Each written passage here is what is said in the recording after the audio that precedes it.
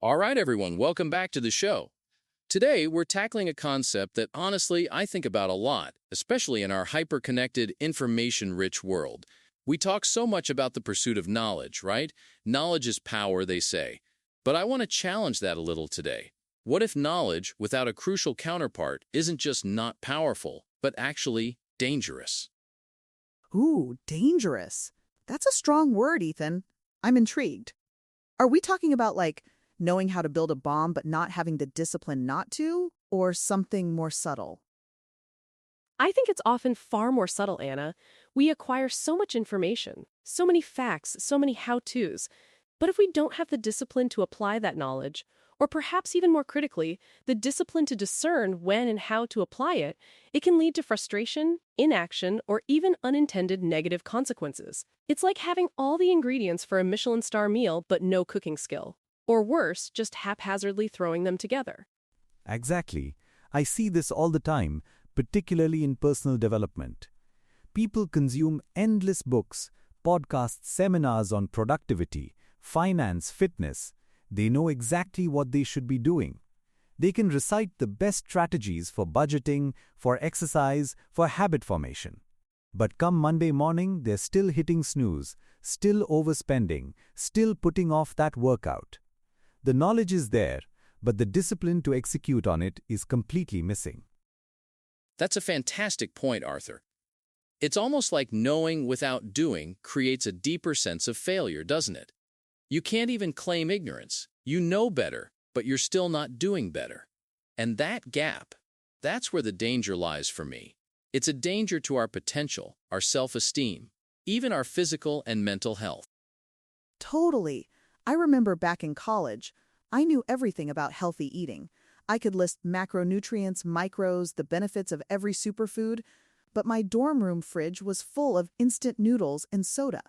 I had the knowledge, but absolutely zero discipline to buy groceries, meal prep, or even just resist the late-night pizza runs. And honestly, I felt worse about myself because I knew I was making bad choices, but I just couldn't stop. That's a classic example, Anna, and it highlights something crucial. Discipline isn't about intelligence. It's about self-regulation, consistency, and often delayed gratification. Intelligence gives you the map, but discipline is the fuel and the steering wheel that actually gets you to your destination. Without it, the map is just a pretty piece of paper. And the danger extends beyond just personal health or finance. Think about the professional realm. We often admire brilliant minds, right?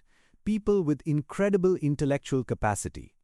But if that brilliance isn't coupled with ethical discipline, with the discipline to consider the broader impact of their innovations, or even just the discipline to be thorough and responsible in their work, that's where things can really go sideways. Oh, absolutely. I'm thinking about things like, say, a brilliant programmer who knows how to exploit system vulnerabilities. Without the discipline of ethical conduct, that knowledge turns into a weapon. Or a charismatic leader with deep knowledge of human psychology but zero discipline to use that knowledge for good, they can manipulate masses. The potential for harm is immense. Yeah, or even less nefarious but still damaging. What about the extremely knowledgeable employee who just can't meet deadlines? Or the creative genius who has amazing ideas but lacks the discipline to actually finish projects? Their knowledge is brilliant, but it's trapped, or worse, it creates more work and frustration for everyone around them. That's a key point, Anna. Knowledge, in its purest form, is neutral. It's the application, guided by discipline or lack thereof, that determines its ultimate impact. We live in an era where information is incredibly accessible. Google is basically an extension of our brains. But what we often lack isn't information. It's the wisdom to use it. And wisdom, I'd argue, is knowledge tempered by experience and refined by discipline. And that wisdom often comes from making mistakes, from the messy process of trial and error. You can read every book on how to start a business, but until you actually do it, until you apply that knowledge and learn from the inevitable setbacks, you don't truly have the discipline required. You just have a head full of theories. It makes me think about the whole fake it till you make it mantra. While there's some value in confidence, I worry sometimes that it can encourage people to overstate their actual applied knowledge. They might have read a lot, know the lingo, but without the disciplined practice to back it up, they're essentially a walking Wikipedia page with no actual hands-on expertise. Totally. It's the difference between being a good critic and being a good creator. You can know all the rules of painting, dissect every masterpiece, but if you don't pick up a brush and discipline yourself to practice, to fail, to try again, you'll never actually create anything meaningful yourself. You'll just have theoretical knowledge. And the danger here is twofold. First, for the individual, it's the frustration, the stagnation, the feeling of unfulfilled potential. Second, for society, it's the proliferation of half-baked ideas, ill-executed projects, and an overall lowering of standards because people are relying solely on theoretical knowledge without the rigor of disciplined application. It's like building a bridge with only blueprints, never actually testing the materials or the construction process. So, how do we bridge this gap then? If knowledge is so readily available, how do we cultivate that discipline? Because I think that's the real challenge for most people today. It's not finding the information, it's getting themselves to do something with it. That's the million-dollar question, isn't it? I think for me, it starts with small, consistent steps. Instead of trying to implement every single piece of knowledge you acquire at once, pick one thing, one small habit, one principle, and commit to practicing it for a short period. Build that discipline muscle gradually.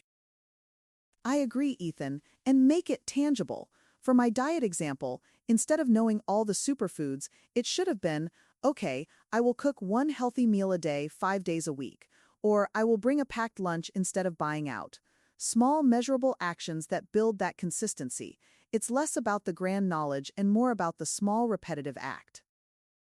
And also, understanding the why behind the discipline. If you truly understand why practicing daily meditation, for instance, is beneficial for your mental clarity and emotional regulation, you're far more likely to stick with it than if you just know that meditation is good for you. The deeper understanding fuels the disciplined action. Absolutely. Purpose is a huge motivator for discipline. If you have a clear why, the how becomes so much easier. And then, it's about setting up your environment for success. Remove distractions, create cues, make it hard to not do the thing you know you should. If you know you should exercise, lay out your gym clothes the night before. If you know you should save, automate your savings transfer. That's crucial, Arthur. It's almost like you're disciplining your environment as much as you're disciplining yourself, making the path of least resistance the path you want to take. I also think accountability plays a huge role. Telling someone your goals, having a workout buddy, or even just tracking your progress can be incredibly powerful in maintaining discipline. Oh, absolutely. Knowing someone else is expecting you to show up or that you're going to have to report back can be just the kick you need on those days when your internal discipline is faltering. It turns knowing into doing because of external pressure, which eventually becomes internal drive. And we shouldn't shy away from the fact that discipline is often uncomfortable. It requires resisting immediate gratification for a greater long-term reward. This goes against a lot of our innate programming, and certainly against the culture of instant gratification that surrounds us. So acknowledging that discomfort, rather than running from it, is part of the discipline itself. Yeah, embrace the suck, right? Because the alternative, the danger of knowledge without discipline, is a life of frustration, missed opportunities, and ultimately a feeling of being stuck despite knowing exactly how to get unstuck. It's a pretty depressing thought, actually. It is, and that's why this conversation is so important. We need to shift our focus not just on acquiring more information, but on cultivating the character, the habits, and the self-control to actually wield that information effectively and ethically. It's about turning passive knowing into active doing. So instead of just reading another book, maybe we should try implementing one thing from the last book we read, right? Small steps, big impact. Precisely. Let's move from being information consumers to action architects. Knowledge without discipline is merely potential. With discipline, it transforms into power, wisdom, and genuine progress. And don't forget to celebrate those small wins along the way. Building discipline is a marathon, not a sprint. Acknowledge your progress, and it'll fuel you for the next step. Fantastic advice from all of you. It's clear that while knowledge opens doors, it's discipline that walks us through them and ensures we don't stumble on the other side. So for all our listeners, think about one area in your life where you have the knowledge but maybe lack the discipline. And then, just take that first small, consistent step this week. Thanks for joining us today, everyone. This has been a really insightful conversation.